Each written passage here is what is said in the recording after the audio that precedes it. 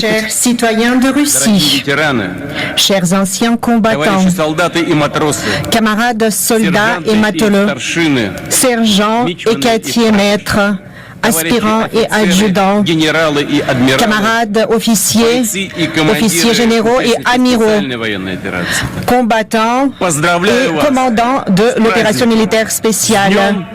Je vous souhaite une bonne fête de la victoire aujourd'hui.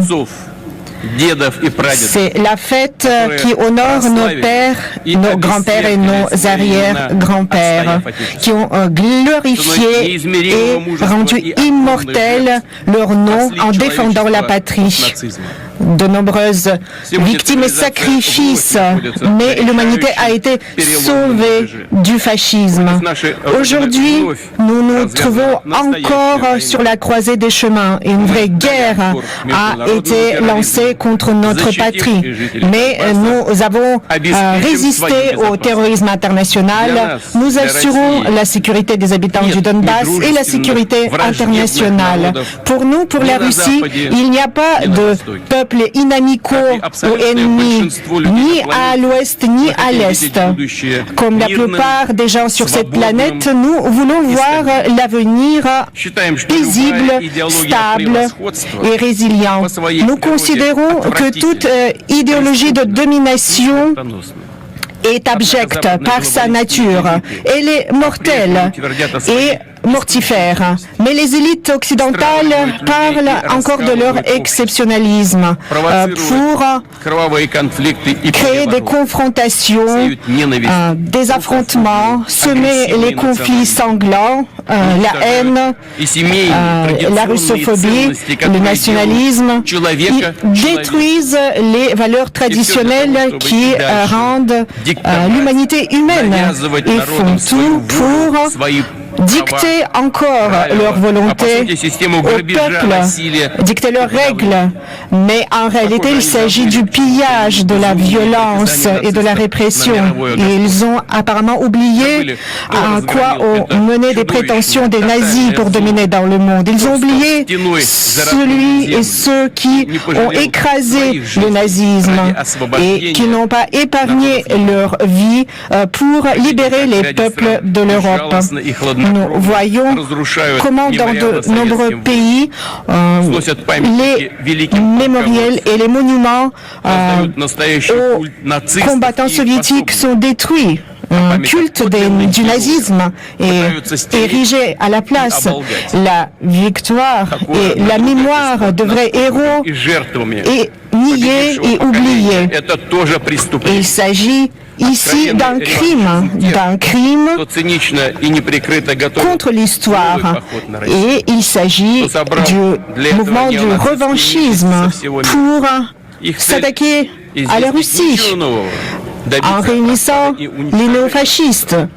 Il n'y a rien de nouveau. Ils veulent l'effondrement de notre pays. Ils veulent nier les bilans de la Seconde Guerre mondiale et changer le droit international et étouffer tout nouveau centre du développement. Leurs ambitions démesurées, leur arrogance amène des tragédies, tout comme pour le peuple ukrainien en ce moment, qui est devenu l'otage d'un coup d'État et du régime criminel guidé par les maîtres à l'Occident. Ici, en Russie, pour nous, la mémoire des défenseurs de la patrie est sacrée. Nous la gardons dans nos cœurs. Nous honorons les membres de la résistance qui ont lutté contre le nazisme. Nous honorons les militaires alliés des États-Unis, de la Grande-Bretagne, d'autres pays. Nous gardons la mémoire de l'exploit de la Chine dans la lutte contre le militarisme japonais. Nous savons que nous devons garder sacré cet héritage de victoire qui aujourd'hui est très important, car nous avançons vers le monde multipolaire qui serait basé sur la confiance et l'indivisibilité de la sécurité pour tous les pays. Il est important qu'ici, à Moscou, les leaders des pays de la communauté des États indépendants se sont réunis. C'est leur hommage à nos ancêtres, car ils ont tous combattu ensemble, ils ont tous remporté cette victoire ensemble, tous les peuples de l'Union soviétique. Et nous le garderons toujours en mémoire. Nous nous inclinons devant la mémoire de ceux dont les vies ont été emportées par la guerre. Les femmes, les enfants, les hommes, les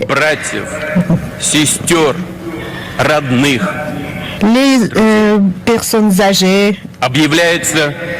Et je décrète une minute de silence en leur nom.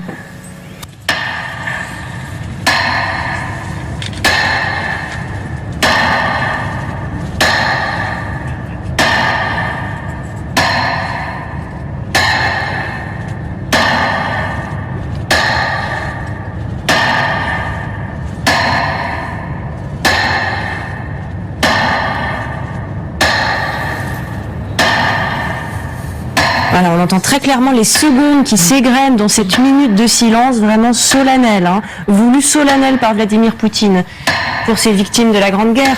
Bon, il y a quand même des Ukrainiens aussi dans ces victimes de la Grande Guerre, Oksana, c'est la difficulté. Vous savez, je suis enfant de l'Union soviétique et à l'époque de l'Union soviétique, c'était vraiment une très grande fête. Bon, les enfants adoraient deux fêtes. C'était le 7 novembre, la Révolution, et le 9 mai, parce qu'il y avait le parade et le feu d'artifice le soir. Mais il faut dire que dans l'Union soviétique, le jour de victoire, on a commencé à célébrer seulement avec Brejnev en 1965. Staline, il ne célébrait jamais, c'était pas un jour férié. Pourquoi? Parce que... On réécoute Oksana, on continuera cette analyse tout à l'heure. Chers citoyens de Russie, les batailles qui sont décisives pour le destin de notre patrie sont toujours sacrées et nous honorons l'héritage de nos ancêtres et nous comprenons ce que cela veut dire être à la hauteur de leurs exploits. Nous sommes fiers des participants à l'opération militaire spéciale, de tous ceux qui combattent au front, qui sont à l'arrière ou qui sauvent les blessés. Il n'y a rien de plus important que votre travail. Le travail important pour le combat, important pour la sécurité de notre pays et pour notre État. Vous honorez votre devoir car vous combattez pour la Russie. Derrière vous sont vos familles, vos enfants et vos amis. Ils vous attendent. Et je suis persuadé que vous ressentez leur amour sans limite. Le pays tout entier est uni derrière nos héros. Tous sont prêts à aider et prie pour vous. Chers camarades, chers amis, chers anciens combattants, aujourd'hui, chacune de nos familles honore la mémoire de ceux qui ont combattu pendant la Seconde Guerre mondiale. Les fleurs sont déposées au monument aux morts.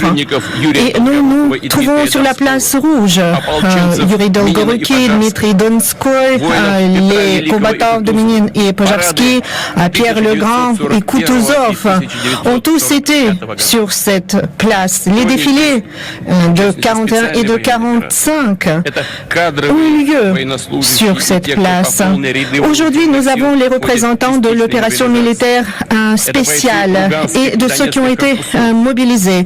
Les combattants des unités de Donetsk et de Lugansk, des bénévoles, la garde nationale, le ministère de l'Intérieur, le ministère des services d'urgence, les services de sécurité sont représentés. Je vous salue tous. Je salue tous ceux qui combattent pour la Russie sur le champ de bataille et qui travail à leur poste.